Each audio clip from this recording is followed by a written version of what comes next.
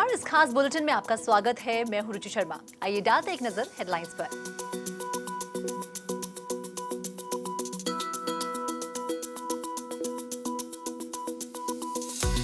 PM Modi का कहना है कि क्रिप्टो करेंसी का इस्तेमाल लोकतंत्र को बढ़ावा देने के लिए किया जाना चाहिए, न कि इसे नुकसान पहुंचाने के लिए। भारत अभी भी तय नहीं कर पाया है कि क्रिप्टो करेंसी को कौन रेगुलेट करेगा। यूएस क्रिप्टो कंपनियों ने 2021 के पहले 9 महीने में सेनेट को लॉबी करने के लिए $5 मिलियन खर्च किए। फ्लोरिडा के गवर्नर का बजट प्रपोजल बिजनेसेस को क्रिप्टो में फीस पे करने देना चाहता है। एक्सपर्ट्स का कहना है कि अमेरिका 2022 में क्रिप्टो करेंसी को अपनाएगा। फ्रेडी मैक का कहना है कि क्रिप्टो करेंसीज इनकम मॉर्टगेजेस के लिए एलिजिबल नहीं होगी। क्रिप्टो करेंसी की ट्रेडिंग पर अंकुश लगाने के लिए जल्द ही कानून पारित करेगा रशिया। बाइनेंस इंडोनेशिया में एक नए क्रिप्टो वेंचर का प्लान बन रहा है।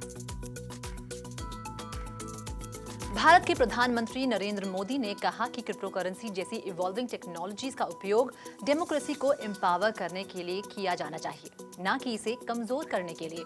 मोदी ने यूएस प्रेसिडेंट जो बाइडेन द्वारा आयोजित एक आभासी वर्चुअल समिट में कहा, हमें सोशल मीडिया और क्रिप्टो करेंसी जैसी इवॉल्विंग टेक्नोलॉजीज के लिए जॉइंटली शेप ग्लोबल नॉर्म्स बनाने चाहिए, ताकि उनका उपयोग डेमोक्रेसी को एम्पावर करने के लिए किया जा सके, न कि इसे कमजोर करने के लिए। भारत में पॉलिसी मेकर्स का कहना है कि डिजिटल करेंसीज में अनरेगुलेटेड ट्रांजैक्शंस, मैक्रो इकोनॉमिक्स और फाइनेंशियल स्टेबिलिटी को नुकसान पहुंच सकता है।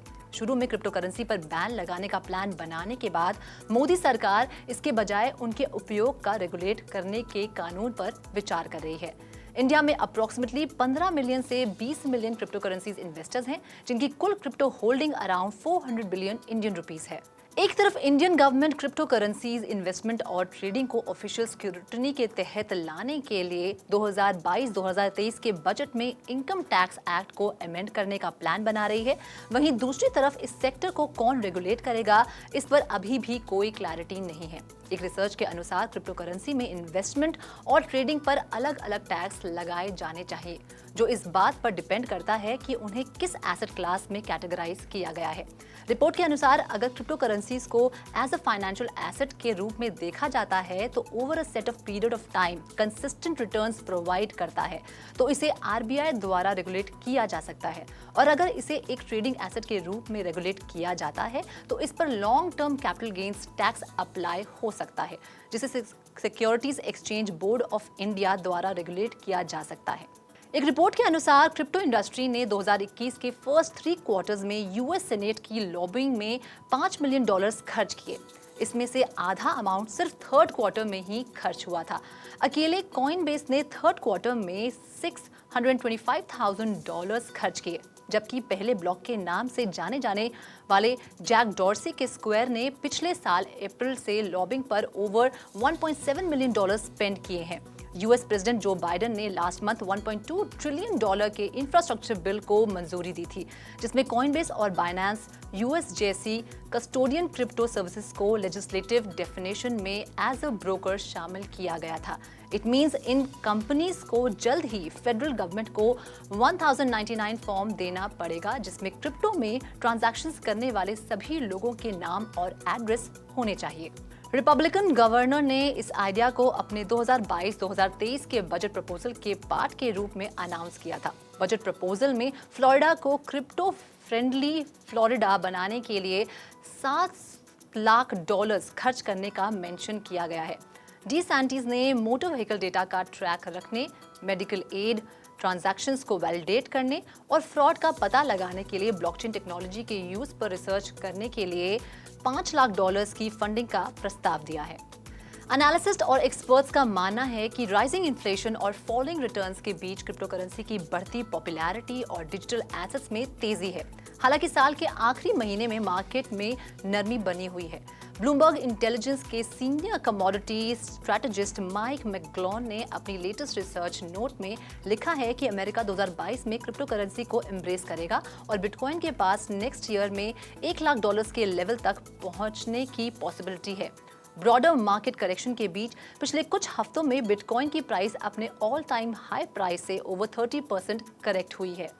फेड ड्रिवन स्टिमुलस ने क्रिप्टो करेंसी मार्केट की काफी हद तक मदद की है।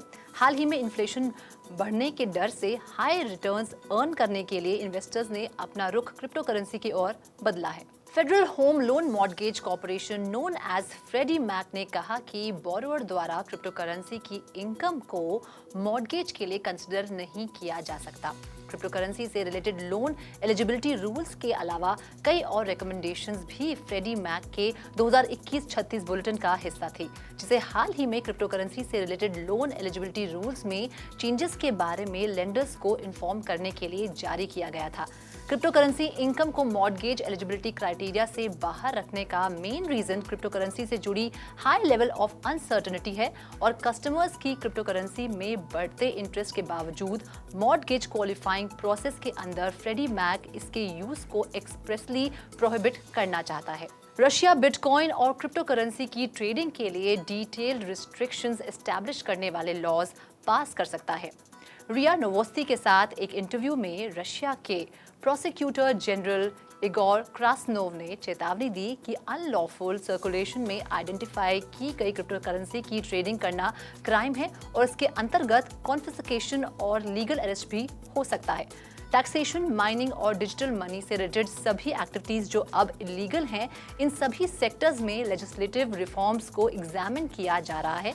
हालांकि Russia central bank as a mode of payment digital currency की लीगैलिटी को अपोज करती रही है। रेगुलेटर के अनुसार ये मनी सरोगेट्स हैं जो रशिया में इलीगल हैं। वर्ल्ड का सबसे बड़ा क्रिप्टो करेंसी एक्सचेंज बाइनेंस एक इंडोनेशिया टेलीकॉम ऑपरेटर और इंडोनेशिया की सबसे रिचेस्ट फैमिली के साथ देश में एक एक्सचेंज एस्टैब्लिश करने के लिए बातचीत कर रहा है। Binance PT bank central Asia के साथ बातचीत कर रहा है, जिसे इंडोनेशिया की सबसे रिचेस्ट फैमिली द्वारा कंट्रोल किया जाता है।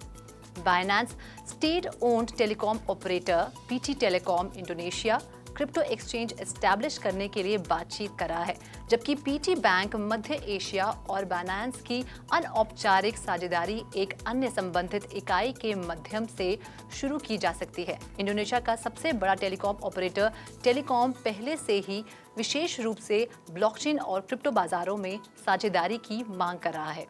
इस खास बुलेटिन में फिलहाल इतना ही। मैं रुचि शर्मा, आप देखते रहिए क्रिप्टो टीवी।